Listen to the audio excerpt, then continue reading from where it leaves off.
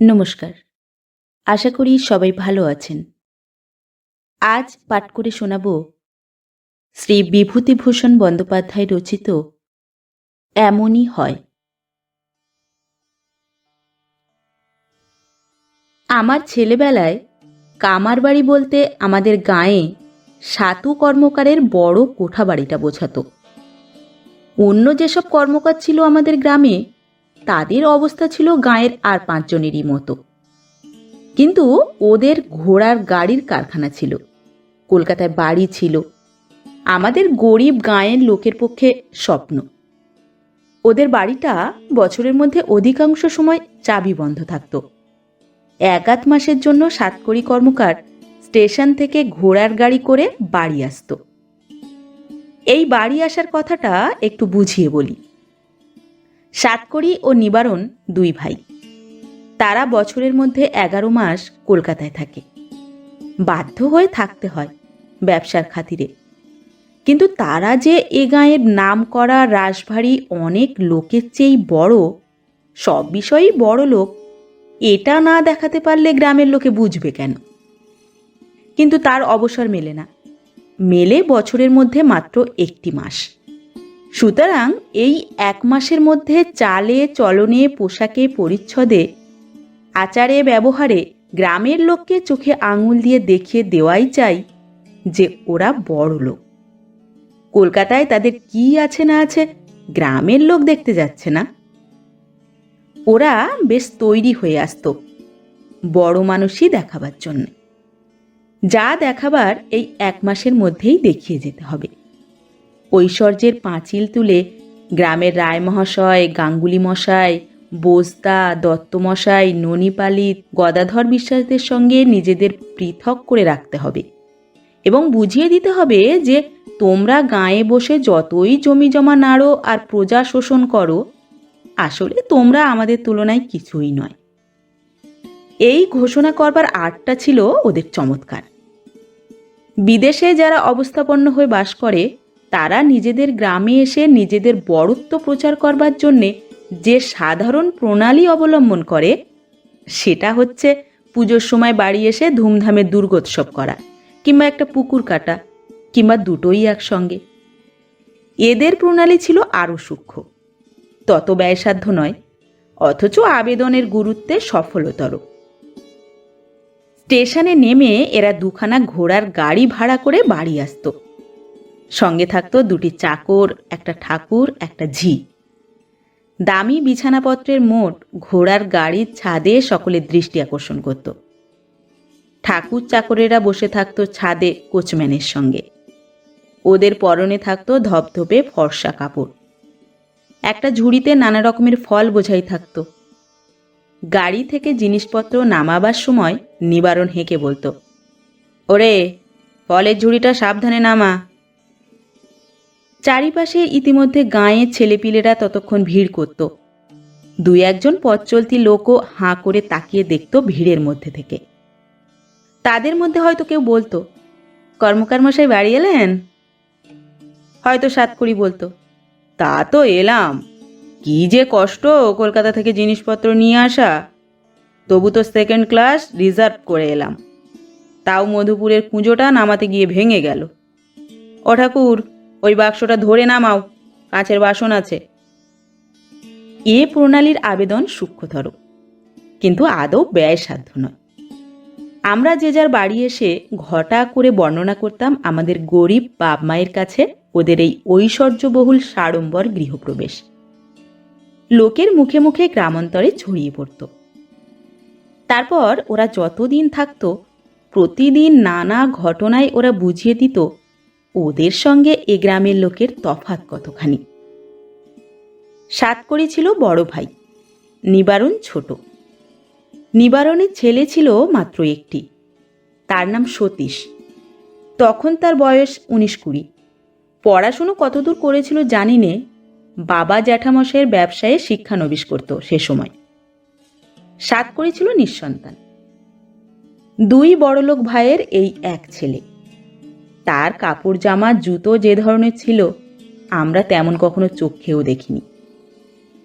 হয়তো আমরা তাকে ঘিরে হাঁ করে ওদের বাড়ির সামনে পথে দাঁড়িয়ে কলকাতার গল্প শুনছি, ওর জ্যাঠামশাই হেঁকে ডাক দিলে, ও সতে, লুচি জুড়িয়ে গেল যে, ঠাকুর কতক্ষণ বসে থাকবে তোমার খাবার নিয়ে? সকলের খাওয়া হয়ে গেল, তোমার কেবল গল্প। আমাদের গ্রামের অনেকে ওদের বৈঠকখানায় গিয়ে বসতেন ওরা বাড়ি এলে। 7 কড়ি দামি শাল গায়ে দিয়ে 8 আঙুলে 10টা সোনার আংটি পরে রূপোর গড়গড়াটা টানতে টানতে তাদের সঙ্গে কলকাতার ব্যবসার গল্প করত। তার মধ্যে 1,00,000 2 লাখের নিচে কোনো টাকার অঙ্কই ছিল না। আমাদের পাড়ার রায়মহাশয়, বিশ্বাস মশাই, গাঙ্গুলি মশায়েরা হাঁ করে অবাক হয়ে শুনতেন, আর বোধহয় ভাবতেন এত টাকাও জগতে আছে। 7 কড়ি কর্মকার এইভাবে গল্প শুরু করত। আসুন গাঙ্গুলি দাদা, প্রাতঃপ্রণাম, বসুন, চা খাবেন? না ভায়া, এখনো আহ্নিক হয়নি, থাক। তাহলে সন্ধ্যের সময় অবশ্যই এসে চা খেয়ে যাবেন, ভালো চা। আমার এক খদ্দের চা বাগানের মালিক, রায়বাহাদুর বটকৃষ্ণ দত্ত, লেবু বাগান। তিনিই পাঠিয়ে দেন ফি বছর। বাজারে এ চা নেই, এর নাম অরেঞ্জ পিকে, চা গাছের পাতার কুঁড়ি থেকে হয়। অনিল চক্রবর্তী বললেন, তারপর নিবারণ কেমন কাটলো এবার কলকাতায়? নিবারণ গলা ঝেড়ে নিয়ে গম্ভীর সুরে বললে, কাটলো ভালোই, তবে খাটতে খাটতে জান বেরিয়ে গিয়েছে। এখানে এসে একটু জিরিয়ে নিয়ে বাঁচলাম। কেন? দাদা, সে কথা আর বলবেন না। 50,000 টাকার লোহা কিনে ফেলে রেখে এসেছিলাম পাটনায় এক হিন্দুস্তানি লোহাওয়ালার দোকানে। তারপর সে লোহা আর আসে না। 3 বার সেজন্য ছোটাছুটি করলাম সেখানে। আমাকে পাটনার সকলেই চেনে, সকলে খাতির করে। বাজারে বেরুলেই বলবে, আসুন বাবু। বাবু ছাড়া নাম ধরে কেউ ডাকবে না। তারা বললে, এমন জুয়োচোরের ফাঁদেও আপনি গিয়ে পড়েছেন? সে লোহা বেশি দাম পেয়ে ও অন্য জায়গায় বেচে দিয়েছে। তারপর তারপর নালিশ মোকদ্দমার ভয় দেখিয়ে উকিলের চিঠি দিয়ে অনেক কাণ্ড করে তবে সে লোহা উদ্ধার করলাম। অনেক টাকা খরচ হয়ে গেল তাতে। 7 কড়ি অমনি উঁচিয়ে বসে আছে। সে অমনি বলবে, টাকা খরচের কথা শুনে কি হবে ভায়া? আমাদের পর্তা পড়েছে খারাপ, খুব বাজে টাকা খরচ লেগেই আছে। পোস্তায় লঙ্কার মহাজন আছে এক মাদ্রাজি, তার হয়ে মাল গস্ত করতে গেলাম চাটগাঁয়ে। জুড়ন বণিক আর হারাধন বণিক চাটগাঁতে বড় আড়তদার। দুজনের আড়ত থেকে 70,000 টাকা লঙ্কা খরিদ করলাম। হুন্ডিতে টাকা দেব, হুন্ডি বন্ধ হয়ে গেল। এদিকে মাদ্রাজি টাকা পাঠায় না। আমি ঠায় চাটগাঁয়ে বসে টেলিগ্রাম করলাম, জবাব নেই। তখন নিজে কলকাতায় এসে মহাজনের সঙ্গে দেখা করে খুব বকাঝকা দিলাম। তা বললে, বাবু কসুর হয়েছে, ছেলের অসুখের খবর পেয়ে দেশে চলে গিয়েছিলাম, এই নিন টাকা। আবার সেই টাকা নিয়ে চাটগা ছুটি। টাকা দিতে যাব, আড়তদারেরা ডেকে বললে, বাবু মাল নেবেন না, বাজার পড়ে গিয়েছে। কলম্বো থেকে লঙ্কার অর্ডার একদম বন্ধ। বায়না যা দিয়েছেন যাই যাক, মহাজনের টাকা বাঁচান। আমি জুড়ন বণিকের সঙ্গে দেখা না করে সেই রাতেই চলে এলাম চাটগা থেকে। এইবার নিবারণ একটা কিছু বলবে ঠিক করে বসেছিল, কিন্তু চাকর এসে জানালে ভেতরে তাকে মা কি জন্য ডাকছেন। বাধ্য হয়ে তাকে উঠে যেতে হলো। 7 কড়ি কর্মকার সম্বন্ধে একটা গল্প আজও আমাদের গ্রামে প্রচলিত আছে। একবার ওরা বাড়ি এসেছে। 7 কড়ি রাস্তায় পায়চারি করছে, গায়ের শাল বাড়িতে খুলে রেখে এসে। এমন সময় পাশের গ্রামে বেলডাঙ্গার হিরুবাগদি চুপড়ি মাথায় কই মাগুর বিক্রি করতে নিয়ে যাচ্ছে। 7 কড়ি ডেকে বললে, এই কি মাছ? হিরুবাগদি ভিন গায়ের লোক, সে 7 কড়িকে চিনত না। গ্রামে সাধারণত ওরা মাছ বেচতে চায় না, কারণ গ্রামের লোকে ঠিক দর দিতে চায় না, তার উপর দাম বাকি রাখে। 3 হপ্তাহ হাঁটাহাঁটি না করলে সে দাম আদায় হয় না। কাজেই সে বললে, মাছ হাটে নিয়ে যাচ্ছি, এখানে মুই না পাবো না। নামাও। কণ্ঠস্বরে গম্ভীর কর্তৃত্বের সুস্পষ্ট প্রকাশে বোধ হয় ভয় পেয়েই হিরুবাগদি মাছের চুপড়ি রাস্তার উপরে নামালো। অমনি চারিধারে ছেলের দল ছুটে গেল মজা দেখবার জন্যে। সাতকড়ি হিরে বসানো আংটি দিয়ে মাছ দেখিয়ে বললে, কত দর? দর কম হবে না বাবু, হাটের যা দাম তাই নেব। মাগুর 9 আনা আর কই 8 আনা। সাতকড়ি আংটি নেড়ে বললে, 10-20 হাজারে মরি নে। যত মাছ আছে সবগুলো নামিয়ে দিয়ে যাও। হিরুবাগদি এতক্ষণ মানুষ চেনেনি, সামান্য 1 গাছের মাছ কিনতে গিয়ে 10-20 হাজারের কথা বলে, এমন লোকও সে কখনো দেখেনি। মাছ নামিয়ে দিয়ে সে তখন পালাবার পথ খুঁজে পায় না। বাইরে এসে আমাদের বললে, উনি কেডা গো? আমরা বললাম, কামার বাড়ির কর্তা। তা কি আর মুই চিনি? বাবা, বলে কি না 10-20 হাজারে মরি নে। মরা মাছের কথা মুই কি বললাম? মাছ কিনতে এসে অমন কথা বলবার দরকারটাই বা কি? মুই আর আসবো নাই দেখি মাছ বেচতি। বছর 2 পরে ওরা সতীশের বিয়ে দিলে গ্রামে এসে মহা ধুমধামে। ইংরেজি বাজনার দল এলো, গ্যাসের আলো এসে আলোয় আলো হয়ে গেল বাঁশবনের আমবনের মাথা। এ অঞ্চলে অমন জাঁকজমক কখনো দেখা যায়নি। খাওয়ালেও খুব ওরা গ্রামের সবাইকে। কলকাতা থেকে রাবড়ি এলো, বাগবাজারে রসগোল্লা এলো। শখের কেষ্টযাত্রার দল একদিন গাইলে ওদের বাড়ির উঠোনে। কলকাতা থেকে যেসব আত্মীয় বন্ধু এলো, তাদের সোনার চেন, ঘড়ি আর ডবল ব্রেস্ট শার্টের বাহার দেখে আমাদের চোখ ধাঁধিয়ে গেল। পুরুষ মানুষ যে গলায় সোনার হার পরে, সেই আমরা প্রথম দেখলাম। এসব হলো আজ থেকে 24 বছর আগেকার কথা। তারপর বছর 3 কাটল। সতীশ তখন ব্যবসায় ঢুকেছে। দেশের সম্পত্তি দেখাশোনার ভারও নাকি তার উপর। সে উপলক্ষে সতীশ একটু ঘন ঘন দেশে আসতে লাগলো। আমাদের অনেক বড়, আমরা সমীহ করে কথা বলতাম। ও কখনো নিয়ে আসতো কলের গান। তখন নতুন জিনিস, এসব পাড়া গাঁয়ে আন করা নতুন। বৈঠকখানায় বসে যখন কলের গান বাজাতো, তখন লোকে লোকারণ্য হয়ে যেত। কেউ হয়তো জিজ্ঞেস করত, কলের কত দাম খোকাবাবু? 350 টাকা। সতীশ সংক্ষেপে উত্তর দিয়েই আর একখানা রেকর্ড তুলে দিত কলে। নরম বুরুজ দিয়ে আগের রেকর্ডখানা যত্ন করে মুছত। আমাদের বলতো, কাছে এসে ভিড় করো না, দামি জিনিস সব, একখানা ভেঙে গেলে 5.5 টাকার ঘাড়ে জল। আমরা সব হয়ে সরে যেতাম।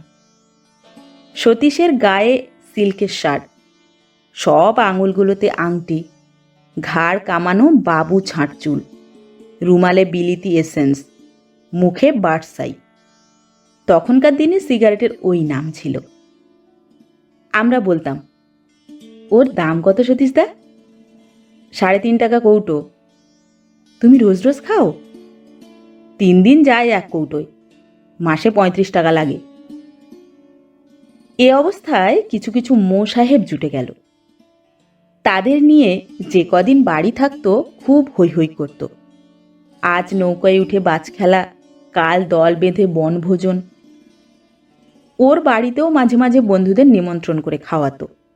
মাংস, লুচি, দই, মিষ্টি। আমরাও বেশি বাদ পড়তাম, কারণ বড় লোকের ছেলের অন্তরঙ্গ বন্ধু হওয়ার আনুষঙ্গিক গুণ আমাদের ছিল না, বয়সও ছিল কম। তারপর স্কুলে ভর্তি হয়ে পড়াশুনো করতে ব্যস্ত হয়ে পড়লাম। ইতিমধ্যে সাতকড়িবাবুর মৃত্যু হলো। গ্রামে ধুমধাম করে তার শ্রাদ্ধ করলে নিবারণ এসে। ইউরোপের প্রথম মহাযুদ্ধ উপলক্ষে ওদের ব্যবসা নাকি খুব ভালো চলছে। বেশ মোটা টাকা লাভ হচ্ছে লোহার বাজারে। তখন স্কুলে ওপর ক্লাসে পড়ি, মনে তত সংকোচ নেই। একদিন নিবারণ কর্মকারের কাছে গিয়ে বসলাম। যেমন হয়ে থাকে, তার বৈঠকখানায় গ্রামের অনেক লোক, কেউ চা খেতে, কেউ মন রাখতে। আমি বললাম, কাকা, আপনাদের সেই মাদ্রাজি মহাজন আছেন? তিনি নেই, তার ছেলে এখন ব্যবসা দেখে। এই তো সেদিন বিয়ে হলো, 1.5 লক্ষ টাকা খরচ করে। 1.5 লক্ষ? সে কি আর এমন বেশি টাকা? নাম কি মহাজনের? কর্তার নাম KB রামনাথন চেট্টি। সেই নামই ফার্ম। মস্ত বড় কারবার। ঝাল, হলুদ, তেঁতুল, চাল এইসব চালান দেয়। বম্বে, কলম্বো, রেঙ্গুন আর সিঙ্গাপুরে ওদের ব্রাঞ্চ। আমি তো বড় ব্রোকার ওদের ফার্মের। এবছর 55,000 টাকার ঝাল কিনলাম পূর্ববঙ্গের মোকাম থেকে। আমি না হলে ওদের কাজ চলে না। ঝাল খরিদ আর কেউ করতে পারে না, বড় শক্ত কাজ। সতীশকে লাগিয়েছি আমার কাজে। ওকে পাঠালাম দৌলত খাঁ মোকামে, আমি রইলাম বরিশালে। মহাজন বললে, যত পারো কেনো। আমি টেলিগ্রাম করলাম, ঝালের বাজার এবার খারাপ, কিনবো না। 55,500 টাকার মাল কিনলাম বাপ বেটায়। আমাদের গ্রামের ভদ্রলোকেরা 55.5 টাকা এক জায়গায় কচিত কখনো দেখেছে? টাকার অঙ্ক শুনে শুধু হাঁ করে চেয়ে থাকে। একদিন দেখি সাতকড়ি বৈঠকখানায় বসে লোকজনের মাঝখানে কি একটা নকশা বার করে সকলকে বোঝাচ্ছে। সেটা নাকি কলকাতার হবু বাড়ির নকশা। কটা ঘর হবে, কোথায় মোটরের গ্যারেজ হবে, এইসব বোঝাচ্ছে সমবেত গ্রাম্য ভদ্রলোকদের। এইভাবে চলল ওদের কাজ আমার স্কুল ও কলেজের দিনগুলোতে। ভাগ্যলক্ষ্মী ওদের ললাটে নিজের হাতে তিলক এঁকে চিহ্নিত করে দিয়েছেন। নিজে শাঁখ বাজিয়ে টাকার থলি তুলে দিয়েছেন ওদের কলকাতার বাড়ির দামি লোহার সিন্ধুকে। এরপর অনেক দিন কেটে গেল। বিদেশে বেরিয়েছি চাকরি করতে। গ্রামের সঙ্গে সম্বন্ধ কম, ওদের খবর তত কানে পৌঁছয় না। তবে এটুকু শুনেছি, সতীশের বাবা ঝালের ও লোহার কারবার ফেলে পরলোকে প্রস্থান করেছেন। সতীশই এখন কারবারের মালিক। একবার পুজোর সময় দেশে এসেছিলাম 7 দিনের জন্যে। সতীশও সেবার এলো তার স্ত্রী পুত্র নিয়ে ঝকঝকে এক নতুন মোটরে চড়ে কলকাতা থেকে। 6 দিন মাত্র রইল। দুজন কলকাতার বন্ধুও সঙ্গে এসেছে। খুব হৈ হৈ করলে। সন্ধ্যাবেলা ওদের বৈঠকখানায় গেলাম। গিয়ে দেখি বন্ধুদের নিয়ে সতীশ মদ খাচ্ছে। আমাকে দেখে বললে, আরে এসো এসো রামলাল, আজকাল কোথায় আছো? শিলিগুড়ি। ভালো আছো সতীশদা? চলে যাচ্ছে। গাড়ি নতুন কিনলে? হ্যাঁ, পুরনো অস্টিনটা বেচে নতুন মডেলের নিলাম। মদ খাও নাকি? সতীশ তাচ্ছিল্যের হাসি হেসে বললে, ও তো গায়ের ব্যথা মারতে। যা খাটুনি খাটি, সন্ধেবেলাটা একটুখানি না খেলে বাঁচব কি করে? এদের সঙ্গে আলাপ করিয়ে দিই। ইনি হচ্ছেন বাবু কৃষ্ণপদ কুণ্ডু। হাটখোলায় গদি আছে, মস্ত বড় লোক। আর এর নাম কুমুদবন্ধু সরকার। হাওড়ায় রাইস মিল আছে, বড় ধনী ওখানকার। 7খানা বাড়ি গঙ্গার এপারে। বন্ধুটি বিনয়ের সঙ্গে বললে, না না, শুনবেন না। ধনী না ইয়ে, ওসব বাদ দাও সতীশ, অন্য কথা পারো। ব্রিজ খেলতে জানো রামলাল? না সতীশদা। চা চলবে? তোমার তো এসব চলবে না। চাও খাবো না, খেয়ে এলাম। তোমরা বসো, আমি উঠি। আমি সেখান থেকে সরে পড়লাম, কারণ সে সময় বাড়ির মধ্যে থেকে চাকরে ডিশ ভর্তি খাবার নিয়ে এলো ওদের জন্যে। তার পরদিন দেখি সতীশ নদীতে নৌকো করে বন্ধুদের নিয়ে বন্দুক হাতে পাখি শিকারে বেরিয়েছে। সে যে বাড়িতে বসে মদ খায়, এতে গ্রামের লোকে দেখলাম দোষ ধরে না। বড় লোক তো খাবেই, ওদের সব শোভা পায়। ভাবটা এরকম। সতীশ পাখি শিকার করে বারোয়ারির চাঁদা দিয়ে ক্যামেরা নিয়ে ছবি তুলে গ্রাম গুলজার করে তার ঝকঝকে নতুন মডেলের অস্টিন হাঁকিয়ে বন্ধু বান্ধবদের সঙ্গে খুব আমোদ করে বেড়ালে এই 5-6 দিন। 6টা দিনে 6 বছরের ফুর্তি ওড়ালে। আমাকে বললে, একদিন যেও হে রামলাল আমাদের কলকাতার বাড়িতে। কবে যাব সতীশদা? 7 দিনের ছুটিতে এসেছি, আবার চলে যাব। তুমি কদিন আছো? আছি কই, একটা থিয়েটার খুলবো ভাবছি, তা নিয়ে বড় ব্যস্ত। অ্যাক্টর অ্যাক্ট্রেস ঠিক করতে হবে, অনেক কাজ। নতুন খুলবে? হ্যাঁ ভাই, আর্ট থিয়েটার, একেবারে নতুন জিনিস। হয় যদি তবে একটা নতুন জিনিস হবে। ঝাল হলুদ নিয়ে আর ভালো লাগে না, এবার অন্য পথ ধরব। আগের ব্যবসা একেবারে ছেড়ে দেবে? না না, সেও থাকবে। বিখ্যাত অ্যাক্টর শরৎবাবুর নাম শুনেছ? তিনি হলেন আমার এই বন্ধু কুমুদের শালা। কুমুদকে দিয়েই তাকে নামাবো আমার থিয়েটারে। তোমাদের সেই মাদ্রাজি মহাজন আছে? তাদের সঙ্গে আমার একটু গোলমাল চলছে।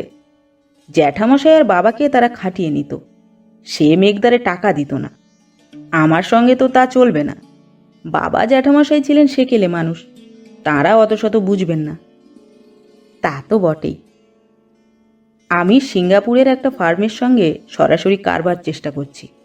নিজে খরিদ করে অপরকে মুনাফা খাওয়াবো, বাবা জ্যাঠামশাইয়ের মতো অত বোকা আমি নই। তা তো বটেই। বড় লোকদের সঙ্গে মতভেদ তর্কাতর্কি আমাদের মতো গরিব লোকের সাজে না। অন্য কথা পারলাম। সতীশ টিন খুলে সিগারেট ধরালে।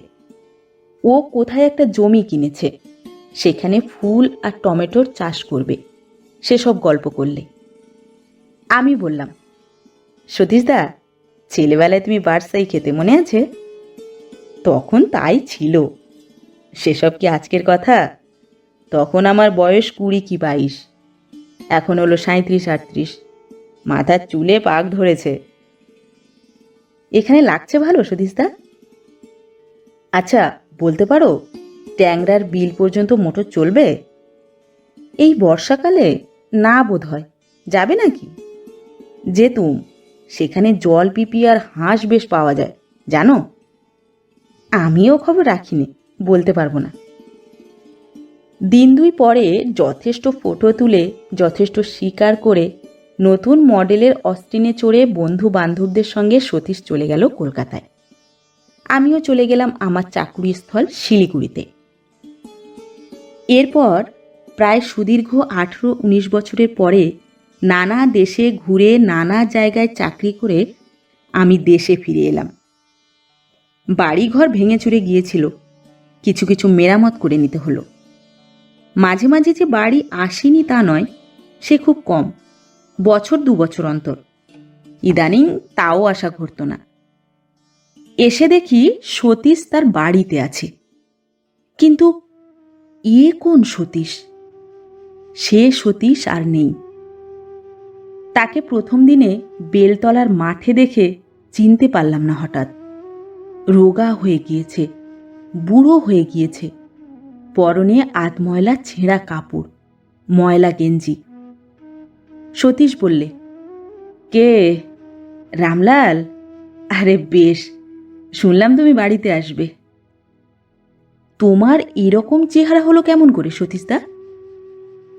একদিনে হয়নি, অনেক দিনে হয়েছে। তুমি অনেকদিন পরে দেখলে তাই নতুন লাগছে। এখানে আছো নাকি আজকাল? তা প্রায় 8-9 বছর বাড়িতে আছি। বড় কষ্ট পাচ্ছি ভাই, কঠিন হাঁপানি রোগ, সেই সঙ্গে লিভারের বেদনা। যখন ধরে তখন শেষ করে দেয়। এদিকে এসেছিলাম গরুটা খুঁজতে, তা পেলাম না। যেও সন্ধেবেলা। সতীশের খবর মাঝে মাঝে বিদেশে আমার কানে যে একেবারে পৌঁছায়নি তা নয়। শুনেছিলাম ওদের ব্যবসা নেই, কলকাতার বাড়ি বিক্রি হয়ে গিয়েছে, পাওনাদারেরা সব বেচে কিনে নিয়েছে, থিয়েটারটা করতে গিয়েই সব গেল। তবে সেই সতীশ যে একেবারে এমন অবস্থায় পৌঁছেছে তা বুঝিনি। রাসবিহারী মুখুজ্জের কাছে কথাটা বলতেই রাসবিহারী বললে, ও কে, সতীশের কথা বলছো? এখনো কিছু বোঝনি বাপু? সতীশের মা কি বউ তোমার কাছে যায়নি? কেন? ওই দেখো, আবার বলে কেন? ভিক্ষে করতে, নইলে পেট চলবে কি করে? বলেন কি, এত দূর হয়েছে? তা তো ভাবিনি। এখনো খবর পাইনি তুমি বাড়ি এসেছো, কাল সকালেই যাবে। আমরা তো বাপু বিরক্ত হয়ে গেলাম। বলে নিত্যি নেই দেয় কে, আর নিত্য রোগী দেখে কে? ওর মা সর্বদা যাবে, চাল দাও, পয়সা দাও, তেল দাও। ওদের অবস্থা এমন হলো কেন?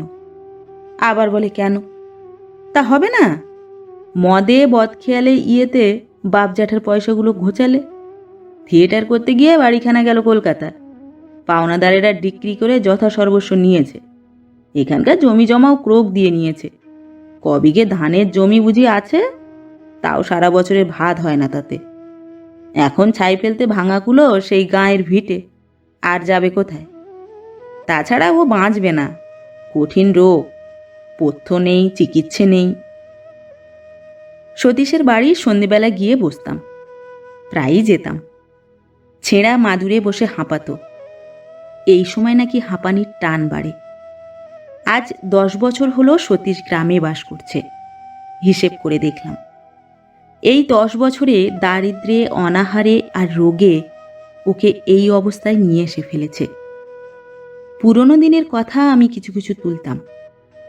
একদিন বললাম, তোমার বিয়েতে এ গাঁয়েতে ইংরেজি বাজনা এসেছিল আর গ্যাসের আলো জ্বলেছিল, মনে পড়ে? সতীশ হাঁপাতে হাঁপাতে বলতো, আর ভাই, বাদ দাও ওসব কথা, এখন গেলেই বাঁচি, আর সহ্য হয় না কষ্ট, সেসব মনে নেই। মনে নেই? আর মনে থাকে? কোথা থেকে মনে থাকবে?